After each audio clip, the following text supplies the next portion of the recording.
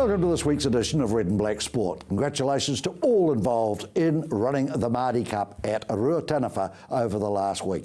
Wonderful display of fit young Kiwis, and they know how to party as well, which was good. But boy, when they get behind the oars and away they go, they give it everything they've got. And the support on the bank is just truly magnificent. It really is. All the schools' tents are lined up, and they've got a pretty good fan base, I think. And yeah, congratulations to all the winners. And the South Island did well. Christchurch did well as well. So yeah, those schools all performed well. Once again, the Crusaders just cannot get a win, can they? I thought they played a little bit better on Friday night. But better isn't good enough to win, is it? And the more I've thought about that first game, the opening game, the Chiefs game, and I think about the fact that they had to leave 3 or 4 players behind in Hamilton. They then lost 3 or 4 players during the game, but the Chiefs still ground out the win. And I have a look at the Chiefs game over in Pretoria at the weekend.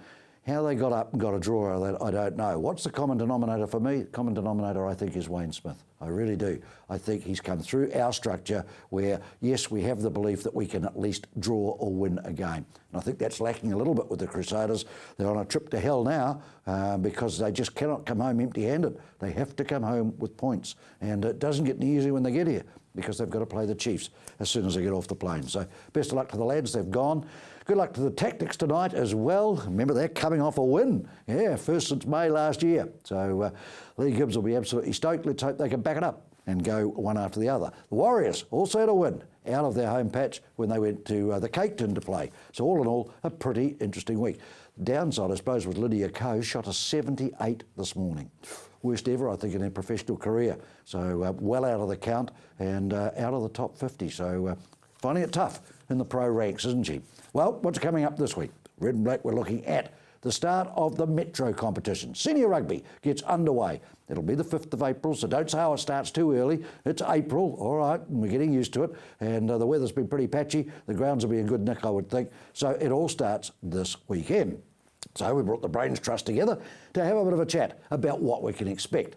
And they've got a new chairman this year, the Metro, Brendan Hill. Nice to have him on board. Brendan, excited? Is it? Do you get a bit of a buzz about the start of a season? Oh, always do. You know, it's a combination of a lot of work from the Metro Committee putting everything together. And we've worked pretty hard on formats, trying to get the competition working well as far as having round robin, top 8, bottom 6, or in Div 1, for example, we've got the round robin, and then we split it into. So what starts on Saturday? How far down? Basically, we're starting all open grade competitions. Right. So everything starts, and I'm not in charge of the junior rugby, but I have an idea junior rugby is pretty well getting underway with grading matches and weight matches as well. So when you say all the open grades, how many grades have we got now, roughly? Essentially, we've got 6 grades plus women, and we've got 76 team entries in open grade rugby this year. That's good, isn't it? Is that up a bit or? It's pretty constant with what we did last year. We are seeing a couple of teams coming in from North Canterbury playing in the Colts competition, which again is just heading to that base and skill talent, because again they're just lacking some of the numbers up in North Canterbury. Otherwise they just play each other a lot. By coming into the Metro competition, we've been able to give ourselves a much broader base, particularly at that level. So really advantageous for those clubs involved. I think I can say with all honesty too, we covered I think 17 or 18 games I think last year with CTV, and anybody could have beaten anybody on the day. It was amazing, wasn't it? And when it came to finals time, the fancy sides weren't there. You know, it was great, really. From your point of view, you had to be pleased with that. Absolutely right, Pete. I mean, here we had a situation where we had a lot of upheaval on those eastern suburbs, and yet it was the eastern clubs that really came to the fore. Look at New Brighton; they had with winning, but having finalists and so many of the grades going down below. Tremendous depth and strength. Linwood again coming up pretty well, and of course Sumner. So those clubs out on the eastern suburbs, they haven't been found wanting at all. Now we're going to talk about that in a minute, but just to wrap it for a second. The downside for me, though, would be it doesn't seem to capture the public now, the rugby public, the way it used to. Do you sort of analyse it and think, why is that? Yeah, look, it is. It's an ongoing dilemma that we are finding. the clubs like to have their home games. We also like to have at least one club in each round having games at Rugby Park. But again, it comes back to funding and how you support your clubs, how you support your sponsors. And the bar take is very much a key part of revenue source for clubs. Getting the players back and interacting within the clubs, again, it's always very much a challenge. We'd love to see more spectators. And again, when we get some of our marquee players that have been released... So when Armour Cord decides to fit himself up and have a run, they turn out then, don't they? Oh, look, absolutely. I go back a few years ago when we had some pretty key players, one Andrew Mertens and Reuben Thorne came back at one point in time, and I think they were 4 deep around the park. So look, it's really exciting. We'd love to see them more often. But look, again, it's about there's great support within the clubs. We've always got the parochial stalwart supporters that stand either in goal or at certain parts in their designated parts of the field, and they always give good support. We have, in previous seasons, we've tried night rugby. That hasn't worked terribly well. Players not that happy with it. Winter conditions. Yeah. Look, that's the biggest problem we do have in Canterbury. Hey, look, in the middle of winter, it's cold and it's wet, and again, we've got work pressures, makes it a lot more difficult to get players availability. Look, personally, I'd love to see more club rugby played at Rugby Park, and I mean, again, if we could put in a Friday night round, for example. It's wear and tear on that ground as well, though, isn't it? Yep. It is the Crusaders' home. Well, it is their training pitch, but look again... Friday night you touched on, Friday night rugby? Oh, look, that would be tremendous. Can you imagine the sort of crowds that would be getting to that sort of thing? Why has it not gone? Look, again, I think it's just a question of actually putting some strategies in place, getting buy-in from the rugby union, but also the availability of the park, because again, if we're allowed to have 2 games on there, then there is that wear and tear, and what impact does that have on the professional game? The curtain raiser type game, I mean, does that work? I mean, the same 4 teams, 2 clubs being represented for both games, does that work? Look, by and large, and where we can achieve that within the draw, we do accommodate that, but the problem that we do have is we've got 2 teams in Div 2, for example, that aren't Div 1 team, so that basically puts a tilt on some of the competition. Where possible, we try and get both those teams supporting each other, but we're also seeing now that more and more teams, Div 1 teams, are actually taking their reserves from Colts Prem.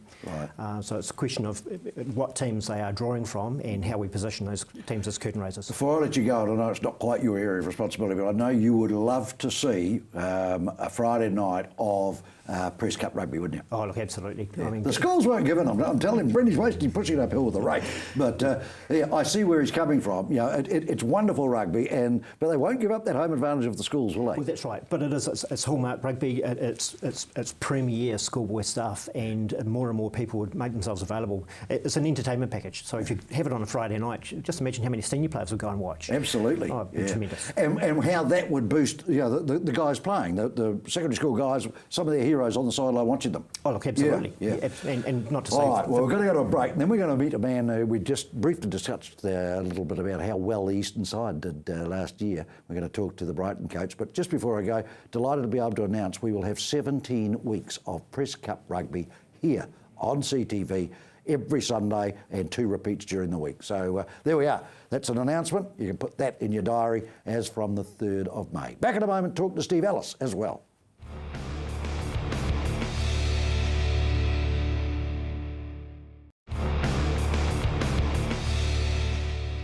Welcome back to Red and Black Sport. Well, we talked about how well the East side did, given the events, of course, of a couple of years ago.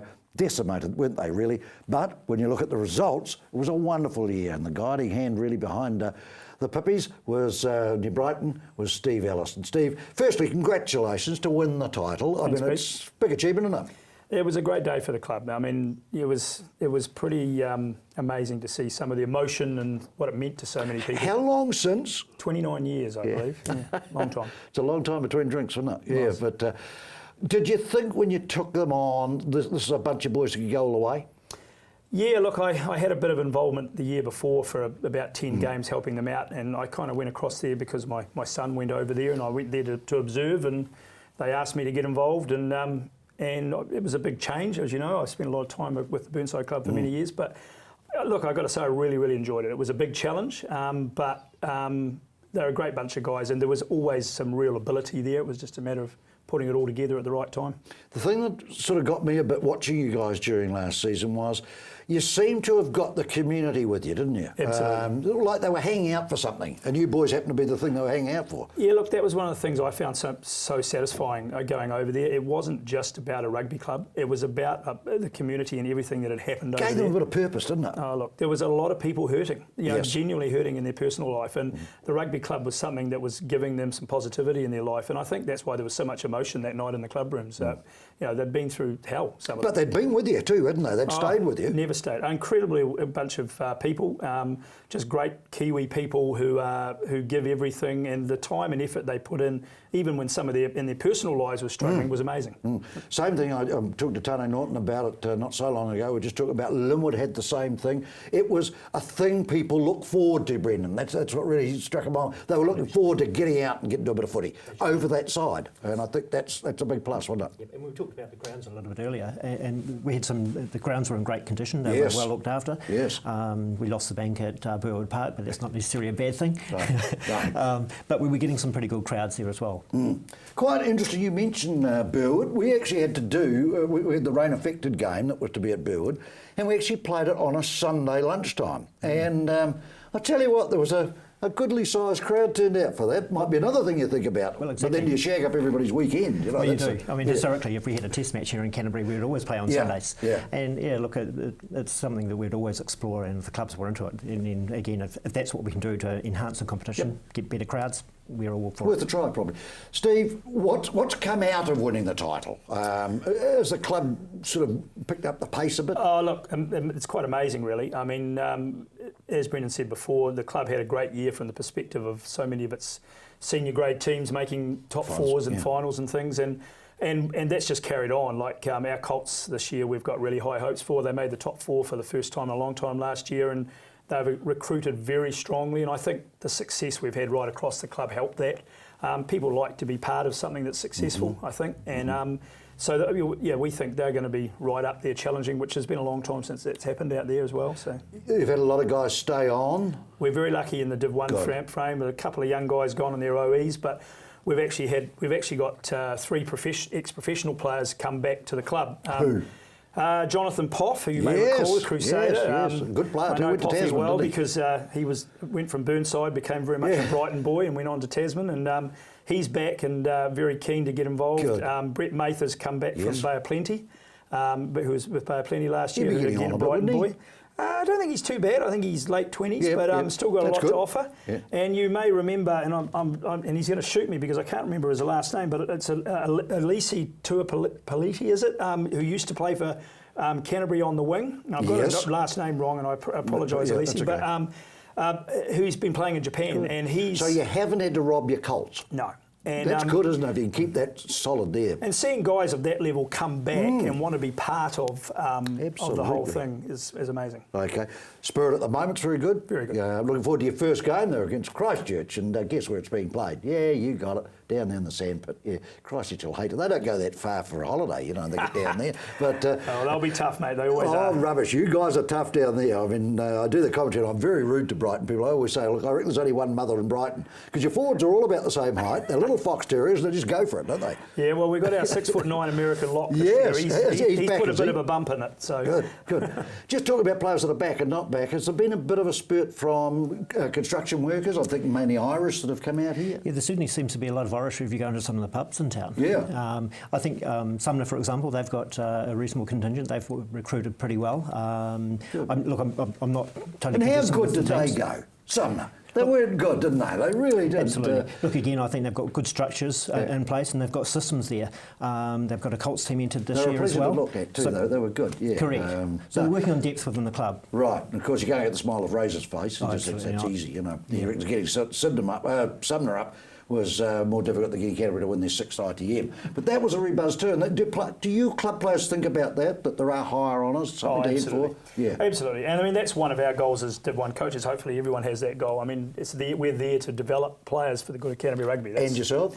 Myself? Do you look at another step? Oh, look, I've thought about it a lot over the years. A lot of people have asked me why I Too busy at haven't. Bailey's selling real estate. I had to get the ad in for him. Back in a moment, we're going to talk to a referee, Kane McBride, Canterbury's number 1. What can we expect in Metro Rugby this season?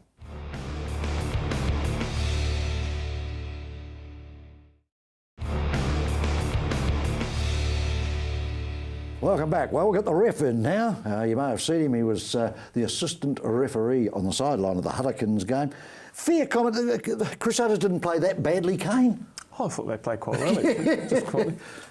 Different perspective from the sideline, but they competed really well, and I thought they had a lot of dominance, second, third phase balls. Yeah. So, just a bit bereft of ideas somehow, just at the moment, aren't they? It's almost a bit painting by numbers.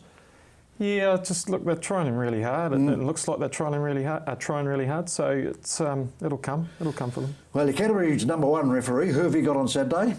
I'm in Dunedin on Friday night, so I'm not refereeing this You Saturday. don't start the season. No, so I've got I see. the first 3 weeks off. Unfortunately. First 3 weeks off. All right. Someone like Steve, I presume, has he had a chat to, or have you? I'll ask you, have you had a chat to referees already, or? This year, not yet.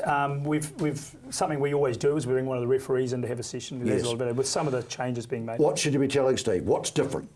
The big change for everyone, obviously, is the scrum engagement. So they're pre-binding. The big change for the club guys who haven't played under the representative games last year under these new laws is they're a lot closer. They're almost heads on shoulders. So Referee tells the halfback? Referee tells the halfback when to put the ball in. He actually gives them a wee tap or gives them a wave or a eye wink. Yeah. Need to change that. That is silly, Stephen. I mean, what's your gut feel on the change? I mean, it could be modified surely and be better. Yeah, look, it could be. They've put a lot of stats into it and put a lot of work around it. Getting the halfback to put the ball in quicker will help the scrum completion rate, which is all we're after. We had Corey Flynn in here last week. You know, fears for his life now with two locomotives going head to head. He's got to hook the ball, he's got 1 foot off the ground, and he's got to wait for the halfback who knows instinctively when to put it in. Still got to wait for the word to come down. Just seems a little bit cluttered, all that to me. Yeah, and the way we control it is by slowing it all down, and that's what the front rowers want. They want us to wait between each call so they're ready, so they can adjust after each action. So just by getting that ball in a bit quicker is going to help them because they haven't got that pressure on their necks and shoulders. Yes, you're standing there for a long time, aren't you? It's a nightmare, Steve. You've gone through it with your guys, obviously, and you know, how have they taken to it? Yeah, look, I mean, Kane hit the nail on the head. I mean, I like everything that's been done. The big thing that we need to do is let the halfbacks get the ball in early. I mean, the pressures are so great that once the scrum has started, that 2 or 3 second delay makes it very difficult. And you've got 16 men all wrestling for position under huge pressure, and keeping that stable is very hard. Any other law changes? Nothing new. There's still the same focus on... Just touch on it, because I've already told you we're going to do some press cup stuff. Now at schoolboy level, everyone has to get a game, but not at first 15 level, but lower down. That's another change. They trialled it last year. Yes. So if you carry a squad of 22, they've got to play some time. Yeah. So that's something that's come through. Don't know if I'd have brought that in at secondary school level. I think just below that would have been fine, intermediate and primary, but I think, a bit difficult at secondary school level, perhaps. I don't know. Okay, really so you're looking forward to the season. You're pretty fit. Yeah, I just did a fitness test on Wednesday, actually, and best result I've ever had. So really? I'll take that. The older you get, the better you are. Must be. Hey? Yeah, we'll cut the corners a bit better. Who's captaining your side, mate? Mitch Alcock again. Again? He did a great job last year, so we've got a fair bit of experience in there, so we'll be getting plenty of help from the boys around him, I'm sure. Yeah, he'll be talking to you, Kane, at some stage, I have no doubt. He does. He does. He does a very good job. Do they still yap at you? Oh, not too bad. I don't know if it's time I've spent refereeing club rugby or don't know what it is really, but they're all right. They know what to say. Sometimes you have to pinch yourself at the age of a senior player now? Yeah, it is a little bit. Look, you've seen them coming out of school straight into it. Yeah. It's good to see some of the guys coming back. Yeah, it's great news from Steve. Brilliant. I think that's great. Good little role model for the others as well. You know, there's belief that they can play on and play a bit more footy, which is good. How's your ref ranks? Get your head in. We always do with more. Yeah, we've been decimated this year. We've only got 4 left from last year's senior panel. So there's a great opportunity for a lot of people to come up, get an opportunity at Division 1 rugby, which boys is... and girls. Boys and girls. Yeah. I think you might see a couple of our best female referees. Good. IRB ranked referees. Yep. So who've done World Cups. Yep. Done World Cups. So it'll be good to see them in there having a go and pushing their case forward for themselves. So it's a good opportunity for us. Talking about cheeky behinders too that we've got, there's a couple of fellas reckon that they belong on Red Black Sport. So they go out and they challenge themselves each week. Where have the likely lads got themselves to this week? Let's have a look. I'm Paddy. I'm Gordo. And this is Red and Black Sports.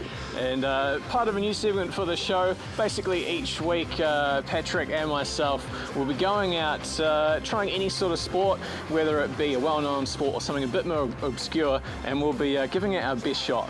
And tonight we're here at the Olympia gym. We're going to be trying a few different things. Gordon said he's got a bit of a present for the ribbons. He thinks that's going to be easy. We'll see how that goes. What am I going to do? Do I have to go on the rings or something like that? Yeah, maybe a bit of trampolining. Yeah. Basically whatever they've got in there that we fancy ourselves on. Yeah. As you can see, there's all sorts in here.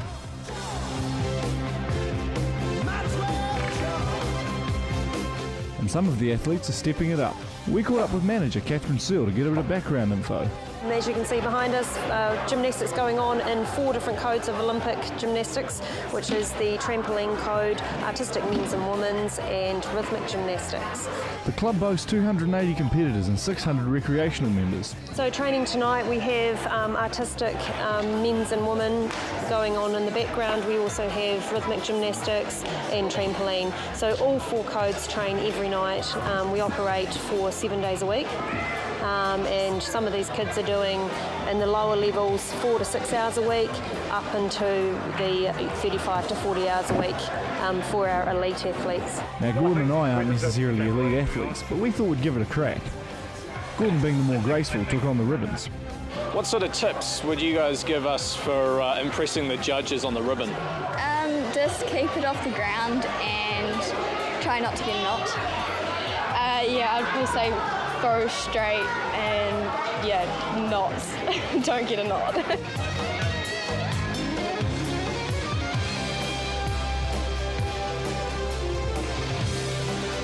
Is there any way I can sort of suck up to the judges, you know, give them a cheeky smile, show a bit of tenacity? Attitude's always good on the floor. Alright, so first, the 12, and now, we like.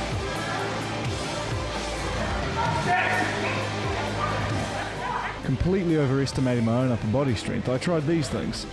But they were difficult, so I tried the rings instead, which were also difficult. I think your pelvic thrust is all out of sync. Like one half's going one way and the other half's going the other. This is not working. This is not working. Clearly not. I think we're just built for the trampoline, to be honest. We'll just let gravity take Yeah, its part. Realising the only thing we could hope to be good at was being heavy, we figured the trampoline might be our niche. How wrong we were. Jared Cooper's represented New Zealand and has a dream of going to the Olympics. He gave us an idea of how high the workload can be. So I train about 20 to 24 hours a week, so it involves 2 sessions a day, 6 days a week. We do a lot of core fitness and legs preparation work so we can jump higher on the tramp, and then obviously we do quite a bit of work on our combinations and routines on the tramp to perfect that. Stop slamming your arms.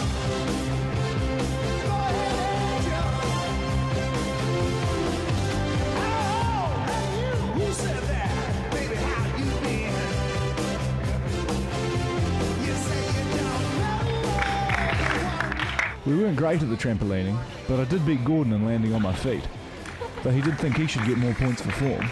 These athletes train for years, and it's easy to see why they need to. For Red and Black, Paddy and Gordo. You'd have to wonder why you'd set yourself up, wouldn't you, to be ridiculed every week. But that's what the lads want to do. Don't know where they're off to this week, but we'll have it for you next week on Red and Black Sport.